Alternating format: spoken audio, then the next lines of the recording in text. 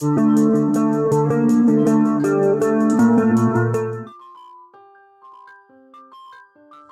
friends, welcome to Dreamweaver Crocheting with Love.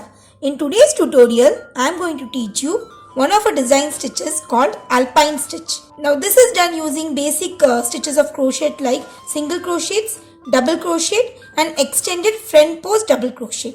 So now let's begin with the tutorial. Now for the Alpine Stitch, the number of base chains that we will be making should be even in number. Now first we will be making a slip knot.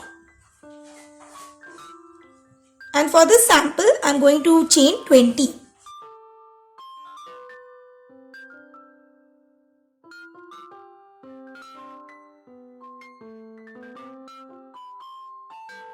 So here I am done with my 20 chains.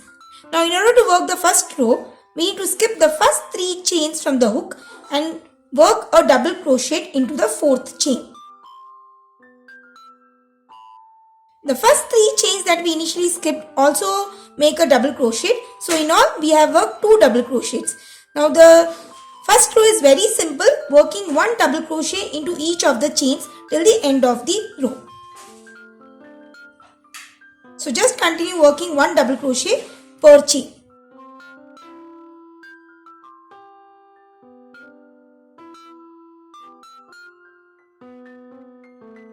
So here I am done with the first row, and in all I have worked 18 double crochets including the 3 chains that I skipped earlier. Now for the second row, work 1 chain and turn your work, and into each of the stitches work 1 single crochet. So the second row is very simple, just working 1 single crochet per stitch. So at the end of the second row, we will be having 18 single crochets since we have done 18 double crochets for the first row. So just continue working like this till the end. So here I am done with the single crochet row. Now for the third row, chain 2 and turn your work. The chain 2 that we have worked initially will count as the first double crochet, and now we will be working 1 extended front post double crochet on the double crochet of the first row. So moving on to the second stitch of the double crochet row, work 1 extended front post double crochet. So here I have done with the extended front post double crochet.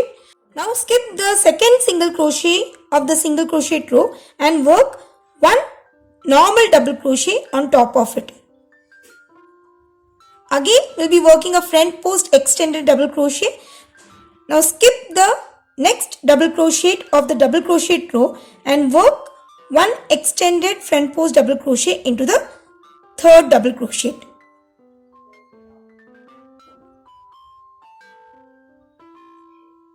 Again skipping the next single crochet, work 1 normal single crochet on top of the single crochet row. So this is how this pattern repeats, working 1 front post extended double crochet followed by 1 normal double crochet alternately till the end of the row. So just continue working like this.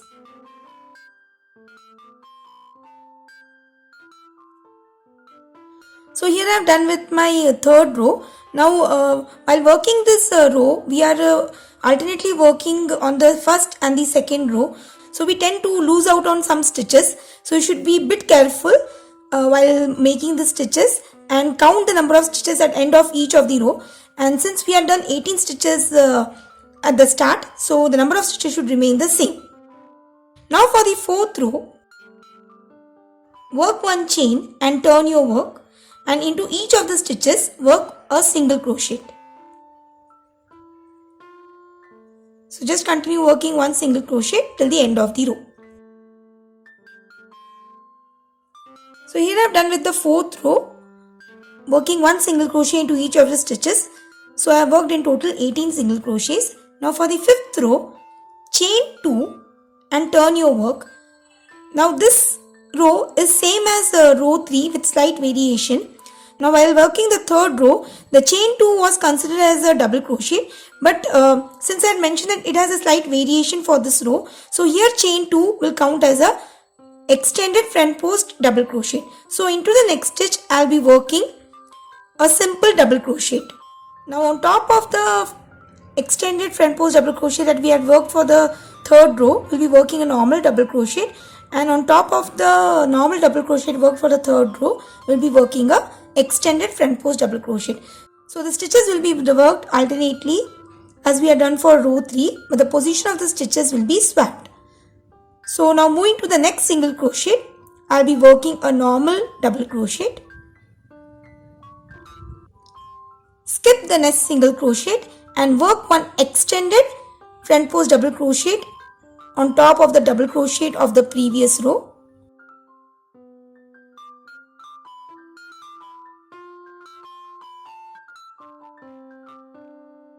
Again skip the next single crochet and work one double crochet on top of the single crochet. Skip the next single crochet and work one extended front post double crochet on top of the double crochet. So you have to just continue working like this as we are done for the row 3, making a front post extended double crochet followed by a normal double crochet till the end of the row. So here I have done with the 5th row. Basically this stitch is a repeat sequence of row 2, row 3, row 4 and row 5. So in total we will be repeating the 4 rows again and again n number of times depending upon the project work for which you are using the stitch. Now especially the rows 3 and 5 will seem to be a bit confusing initially as we will be working on 2 rows at a time. So as you work these rows more and more number of times, it will become easier.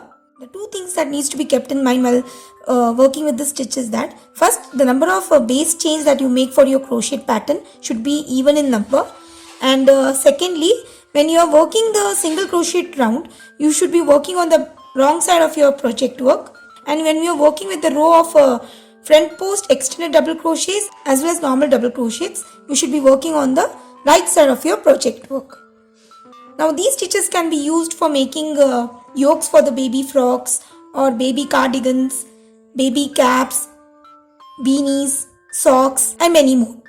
So I hope this tutorial was really very useful for you. In case of any queries, please let me know through comments. Thanks for watching and have a wonderful day.